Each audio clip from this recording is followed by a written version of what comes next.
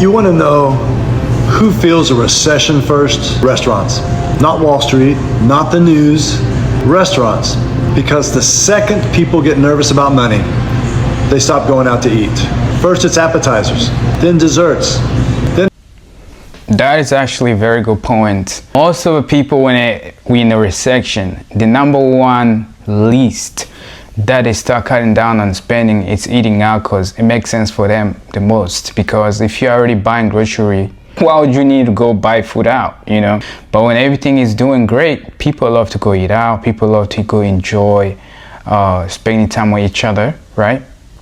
Having a great dinner on a nice restaurant or a nice place, your favorite restaurant in that city, whatever. But when a recession is hitting, restaurants are gonna feel the most. That is very true. Alcohol. Then suddenly people are sharing meal, and you can literally watch it happen in real time. A packed Friday night turns into, hey, why is it so slow tonight? Then it becomes, why has it been slow for 3 weeks? You know, people think restaurants are just food. No, restaurants are like the heartbeat of the economy. When people feel good, restaurants are full. When people are stressed, restaurants feel it immediately. And the scary part, most restaurant owners are trying to smile through it while quietly wondering how they're gonna pay everybody next week. You know, restaurant people know exactly what I'm talking about. I was just speaking with a restaurant owner who said he's going bankrupt because no one's eating out anymore. No one can afford to eat out. Well, that might be true, but the question that I asked him was, how are you differentiating yourself from other restaurants? Yes, there's less people eating out at restaurants, but how are you at the top of the list? Because if there's less people eating... That is a very good point that he asked for his fellow restaurant owner. Yes, if you are a restaurant owner out there, you need to adapt to today's society. You cannot stay the same anymore, right?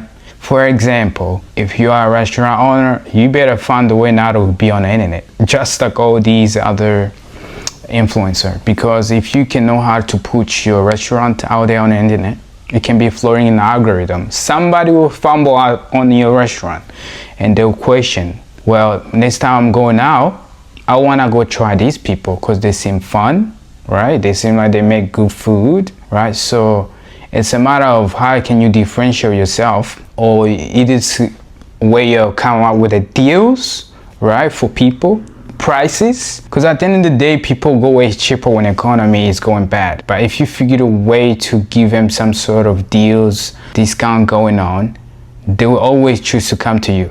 But number one thing, remember, your employees have to have great attitude, great customer service, because that is number one thing people go to certain restaurant.